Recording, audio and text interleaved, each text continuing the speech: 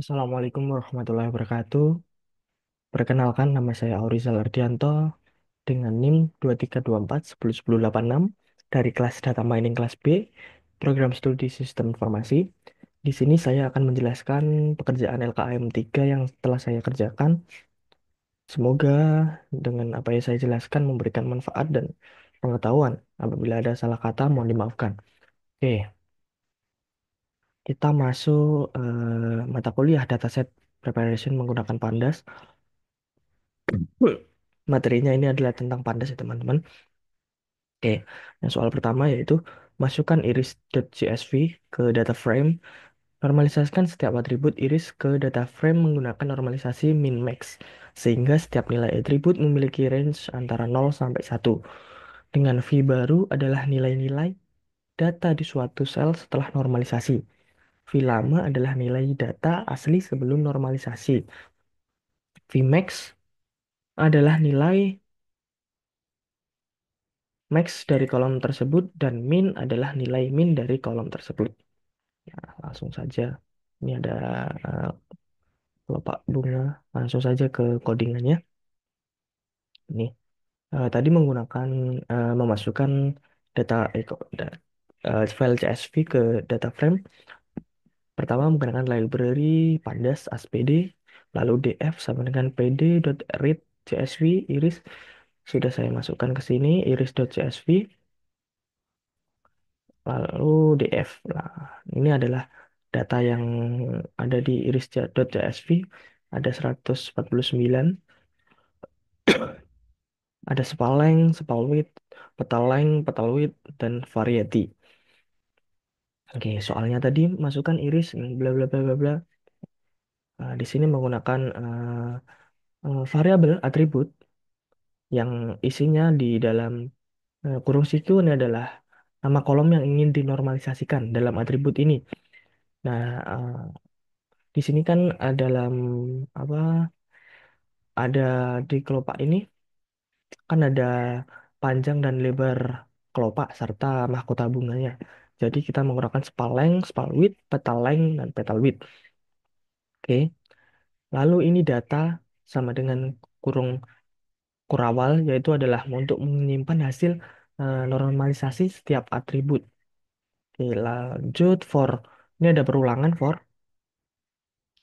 class in atribut titik dua v underscore min sama dengan df class dikali min dalam kurung Vmax df class dikali max. Nah, untuk yang min ini mengambil nilai minimum dari kolom yang sedang diproses, yang min. Kalau yang max mengambil nilai maxnya.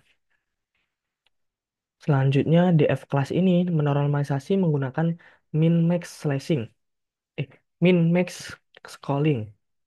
Formula ini mengubah setiap nilai dalam kolom menjadi berada dalam rentang 0 hingga 1. Oke. Df class dikurangi Vmin dibagi Vmax dikurangi Vmin. Nah, selanjutnya data kelas sama dengan df kelas. Nah, ini adalah hasil hasilnya tadi disimpan di sini. Selanjutnya menambahkan kategori variati tanpa normalisasi.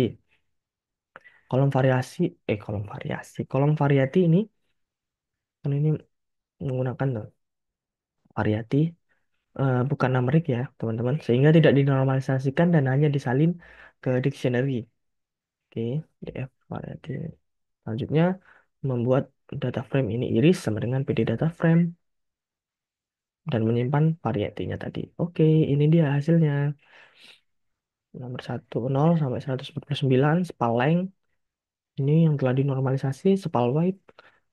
Ini petal length, petal width, dan varietinya. Ada setosa, Virginisia, apa tadi? Oke, oke lanjut.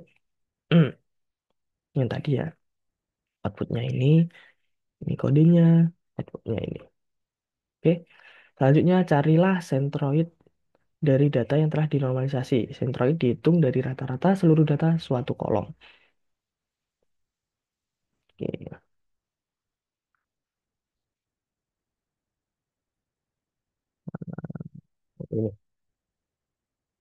Carilah sentroid dari data yang dinormalisasikan. Sentroid dihitung dari rata-rata seluruh data suatu kolom.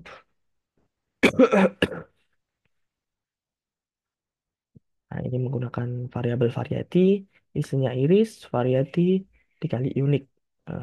Mengambil daftar unik dari ini, mengambil daftar unik dari kategori variety, ya, dalam dataset. Misalnya Stosa, Versicolor, Virginisia.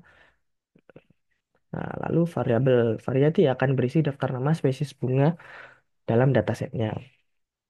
Ini adalah inisialisasi centroid digunakan untuk menyimpan nilai rata-rata centroidnya dari masing-masing atribut dari setiap jenis varietinya.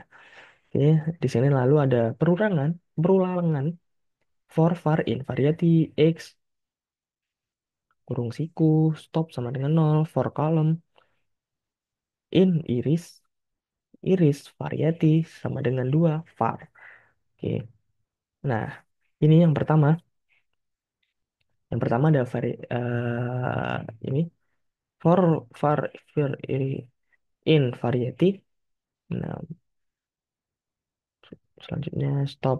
Ini kan ya, stop digunakan untuk memastikan hanya atribut numerik. Ya. Oke, selanjutnya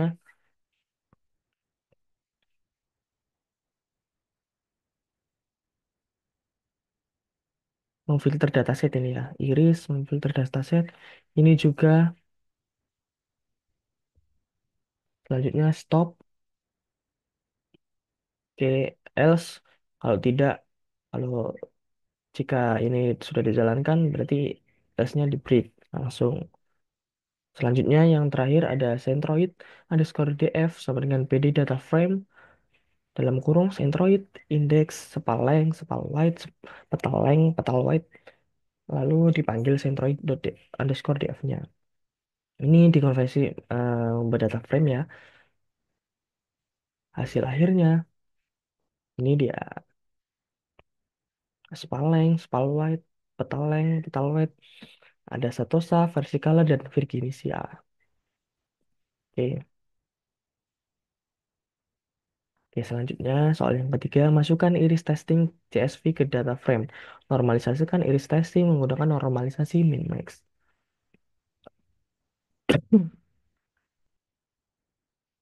Sudah saya masukkan ya, iris testing CSV, lalu menggunakan library Pandas SPD untuk menampilkan file CSV-nya.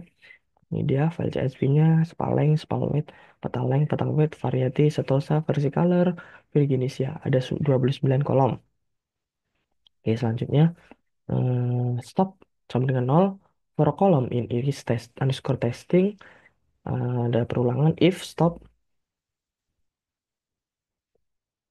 kurang dari 4 v underscore min iris testing kolom dikali min v max iris testing kolom dikali max iris testing kolom sama dengan iris testing kolom dikurangi v min dibagi v max dikurangi v min stop plus sama dengan 1 else breaks lalu ditampilkan iris testingnya.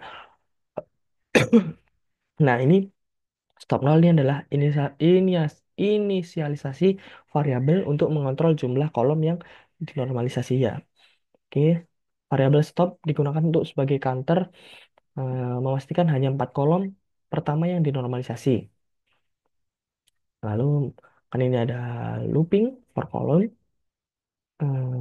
Selanjutnya normalisasi ini langsung masuk ke normalisasi Vmin, Vmax.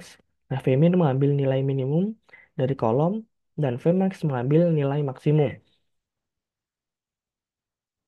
Lalu stop ini maksudnya memastikan bahwa hanya 4 kolom.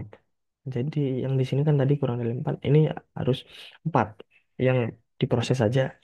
Oke, selanjutnya ini dia outputnya.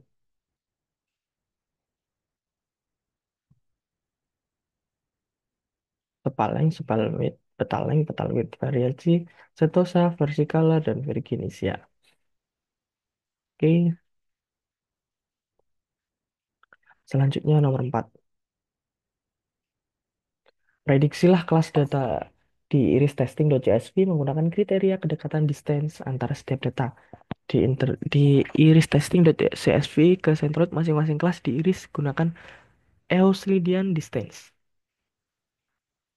Nih, stop sama dengan nol, var for var in variety, if stop kurang dari 4, distance sama dengan nol, distance iris testing sepalen dikurangi centroid underscore df dikali log sepalen, koma var,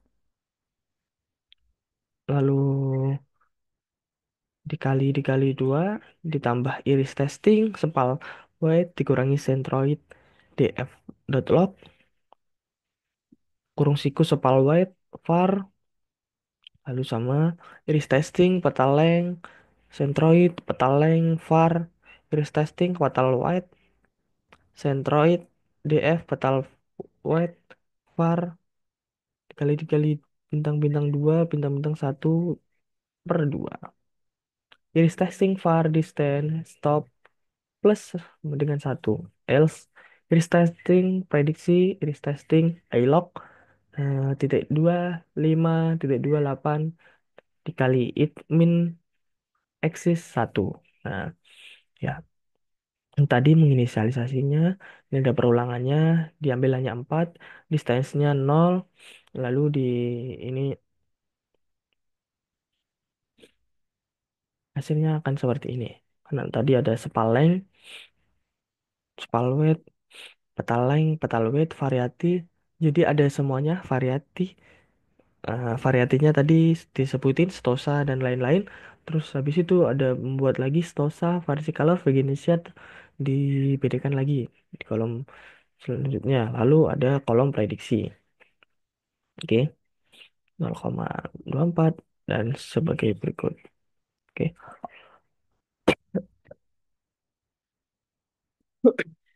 sorry. Selanjutnya nomor 5, hitunglah berapa persen klarifikasi yang benar. Akurasi saat memprediksi kelas.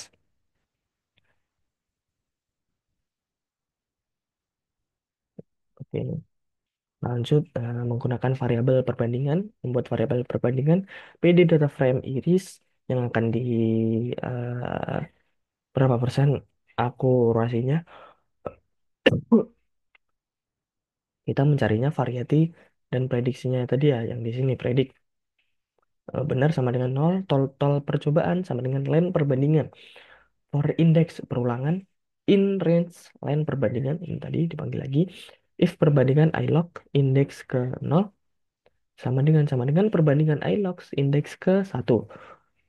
Benar ditambah sama dengan 1, else continue.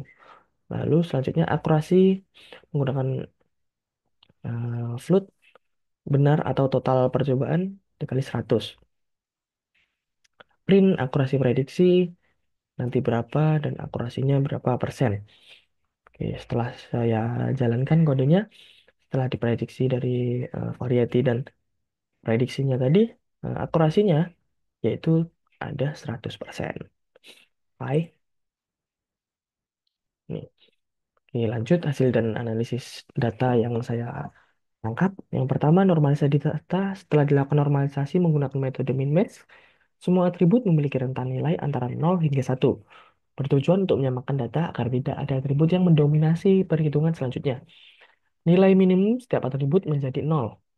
Nilai maksimum setiap atribut menjadi 1. Nilai lainnya berada dalam rentang 0 sampai dengan 1. Normalisasi ini penting dalam proses klasifikasi karena menghindari pengaruh besar atribut dengan skala yang lebih besar. Dengan cara ini, setiap atribut berkontribusi secara proporsional dalam perhitungan jarak. Yang kedua, perhitungan centroid. Centroid dihitung sebagai rata-rata dari setiap atribut berdasarkan kategori variati atau jenis bunga. Data ini akan digunakan sebagai titik referensi untuk membandingkan data uji nanti. Centroid berfungsi sebagai representasi dari masing-masing kelas dalam dataset. Dengan menghitung centroid, kita bisa menentukan pusat dari setiap kelompok data menggunakannya untuk klasifikasi dengan metode jarak terdekat. Oke, yang selanjutnya yang ketiga, normalisasi data uji Data uji dari inristesting.csv juga dinormalisasi menggunakan metode yang sama.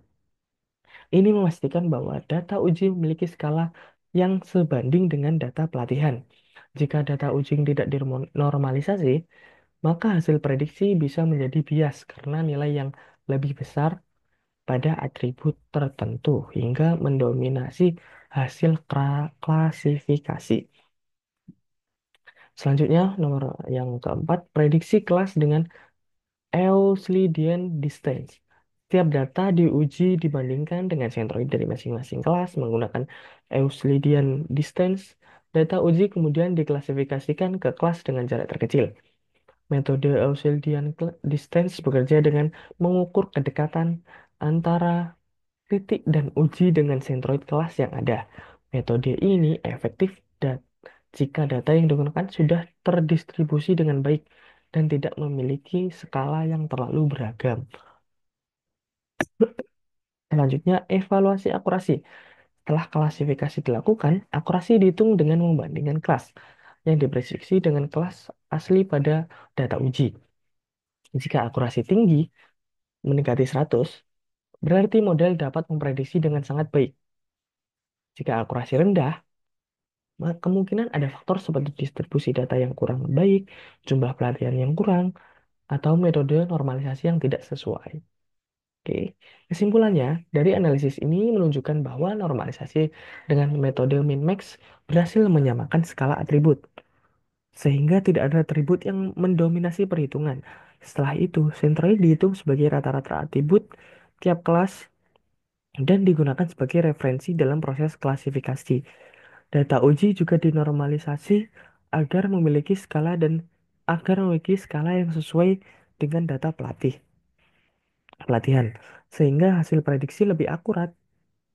Oke, proses klarifikasi dilakukan dengan metode Euclidean distance, di mana setiap data diuji diklasifikasikan berdasarkan jarak terdekat ke sentroid masing-masing kelasnya. Evaluasi akurasi menunjukkan efektivitas metode ini dalam melakukan klasifikasi, meski hasilnya tetap bergantung pada kualitas dan distribusi data yang digunakan.